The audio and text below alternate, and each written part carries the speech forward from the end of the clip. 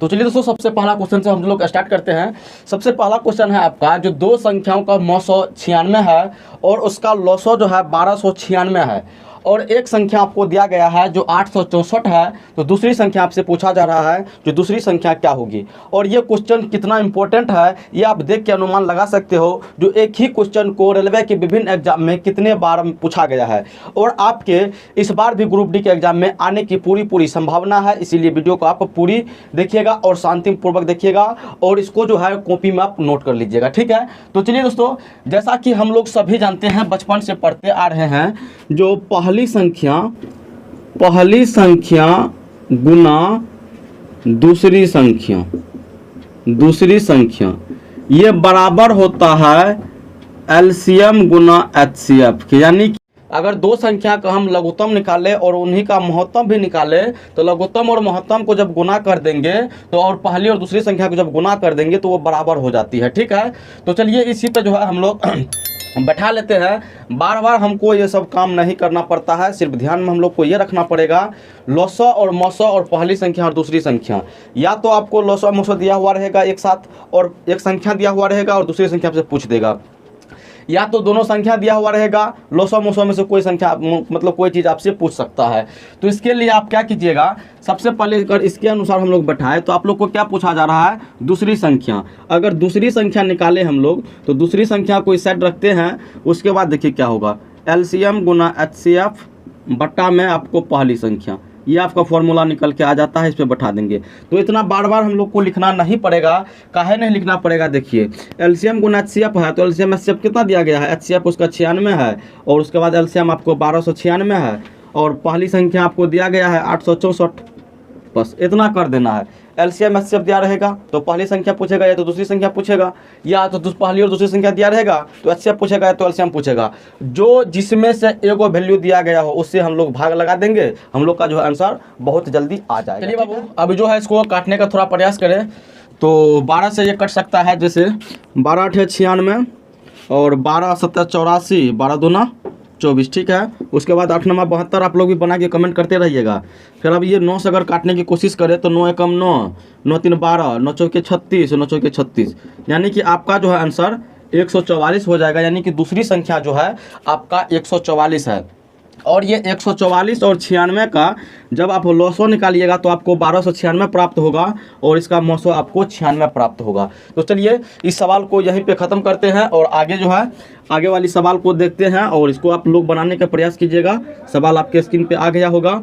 और इस चैनल पे जो है आप लोगों को अभी ग्रुप डी का टारगेट बैच चल रही है, जिसमें आप लोगों को सिर्फ और सिर्फ ग्रुप डी के लिए पढ़ाया जाता है, वो भी मैथ का क्वेश्चन जो सबसे ज़्यादा बार रिपीट किया हुआ रहता है, ठीक है ना। तो चलिए कम से कम जो है आप लोग क्वेश्चन के लिए भी इस मतलब चैनल पे आ सकते हो, और जब क्लास पसंद आएगी तो सिर्फ रेगुलर आके मतलब क्लास देख सकते हो, ठीक है। चलिए दूसरा सवाल है आपका 3/16, 5/12, 7/18। इसका बोल रहा है मोसो निकालने के लिए, यानी कि एचसीएफ आपको बोल रहा है निकालने के लिए। जब फ्रैक्शन का एचसीएफ निकालने के लिए होता है तो इससे पहले इसका बेसिक कंसेप्ट सबका क्लास आप लोगों को अपलोड कर दिया गया है देखने के लिए। नहीं देखे तो जाके देख लीजिएगा। फिर भी थोड़ा सा मैं आपको बताऊंगा, जब तक नहीं बताऊंगा तो फिर ये सवाल को नहीं बना पाइएगा। जैसे अगर आपको फ्रैक्शन दिया गया हो, यानी भिन्न दिया गया हो जो बट्टे में रहता है, अगर उसमें मोसो बोल दे, निकालने के लिए मोसो बोल दे, तो ऊपर वाला यानी कि अंश का मोसो निकाल लेंगे और हर का लॉसो निकाल लेंगे, ठीक है। अगर यहीं पे आपको लॉसो पूछता तो ऊपर वाले का लॉसो निकाल लेते और नीचे वाले का मोसो निकाल लेते, तो आपका काम निकल जाता। अब देखिए ऊपर वाले यानी कि 3 5 और 7, 3 5 और 7 का जो है आप लोगों को जो मतलब मोसो निकालने के लिए अगर बोले तो इसका फॉर्मूला देख लीजिएगा।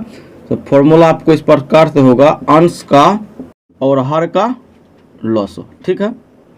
अब देखिए 3 5 और 7 का जब आप लॉसो मोसो निकालिएगा तो आपको 1 निकलेगा। कितना निकलेगा जी? 1। आप लोग निकाल के भी देख सकते हो, 1 निकलेगा इसका मोसो, ठीक, मोसो, ठीक है।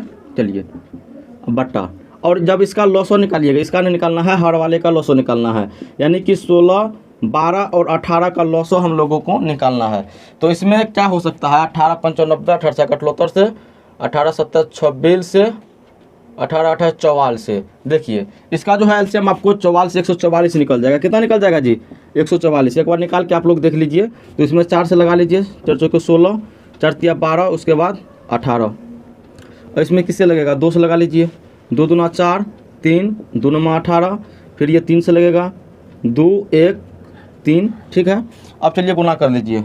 तो 2 दूना 4, 4 तिया 12 और 4 तिया 12, 12 गुना 12 कीजिएगा तो फिर से आपका 144 हो जाएगा। अब आप लोग जो है ऑप्शन मिला लीजिएगा जो कौन सा ऑप्शन आपका सही है। ठीक है ना? चलिए नेक्स्ट सवाल की ओर हम लोग बढ़ते हैं। नेक्स्ट सवाल आपका है, जो दो संख्याओं का अनुपात आपको 8:9 दिया गया है। क्या दिया गया है? 8:9 दिया गया है और उसका मौसो आपको 14 है। संख्या का अनुपात 8:9 है, उसके बाद मौसो आपको 14 है। तो लोसो पूछ रहा है, जो लोसो क्या होगा? देखिए, जब अगर आप लोगों को अनुपात में सवाल दे दिया जाए तो उतना माथा नहीं लगाना है। अगर इस पर माथा लगा के जाइएगा बनाने के लिए तो आपको झोल हो सकता है। चलिए सबसे पहले हम लोग देखेंगे जो माथा लगा के कैसे बनाएंगे। ठीक है ना? जिस प्रकार से हम लोग बनाते हैं उस प्रकार से कैसे बनाएंगे, उसके बाद मैं अपना तरीका आप लोग को दूंगा इसको बनाने के लिए। ठीक है ना? चलिए जी 8:9 में है तो इसका जब मौसो निकालेंगे तो मान के चलिए ये अनुपात में ना 8 और 9 है, यानी कि वो संख्या क्या होगी? संख्या होगी आपको 8x और 9x। ठीक है, 8x और 9x का जब मौसो आप निकालिएगा तो निकालिए इसका मौसो 8x, यानी कि 9x में से 8x जाएगा तो आपको कितना बचेगा जी? 8 बचेगा, मतलब x बचेगा ना। जब x बचेगा तो इस x से आप 8x में भागा लगाइएगा ना, तो 8x में भागा लगाइए तो 8 टाइम्स में कटेगा। 8x हो गया, ये तो कट गया और आपका मौसो आपका क्या निकल गया? यहाँ पे x निकल गया। और जब मौसो यहाँ पे x निकल गया तो देखिए यहाँ पे कहाँ थे, यहाँ पर जब मौसो x निकल गया तो और आपको मौसो दिया गया है ना सवाले में जो 14 है, यानी कि x बराबर आपको 14 निकल जाएगा, है ना?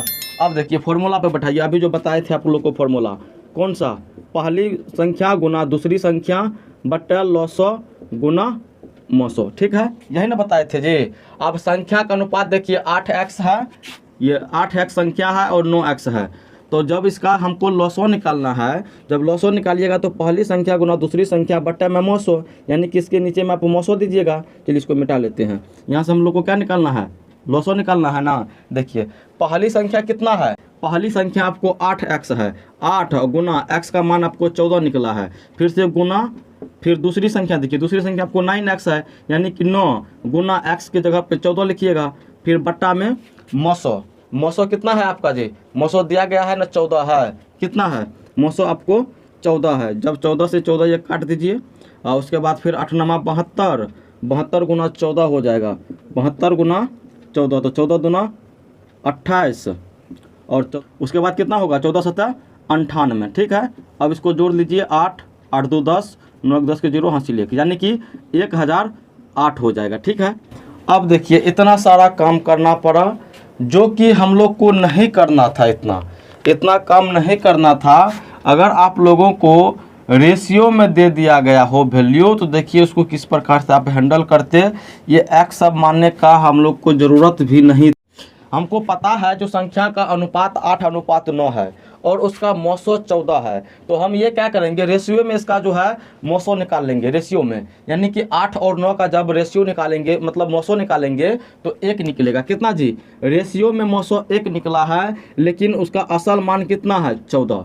इसका मौसो निकाले हैं रेशियो में तो 1 निकला है और इसका मौसो आपको 14 सवाले में दिया गया है, तो इसका लौसो पूछ रहा है ना, यानी कि रेशियो में इसका लौसो निकाल लेंगे। 8 और 9 का जब लौसो निकालिएगा तो डायरेक्ट ये गुना होगा ना, तो 8 9 कितना होता है जी? 72 होता है ना, यानी कि 1 का मान 14 है तो 72 का मान कितना होगा? तो 14 गुना 72, देखिए डायरेक्ट आ गया आपका 1008, डायरेक्ट ही आ गया। देखिए उसमें कितना लंबा प्रोसेस था और इसमें तुरंत आ गया आप लोगों का मतलब जवाब। ठीक है ना?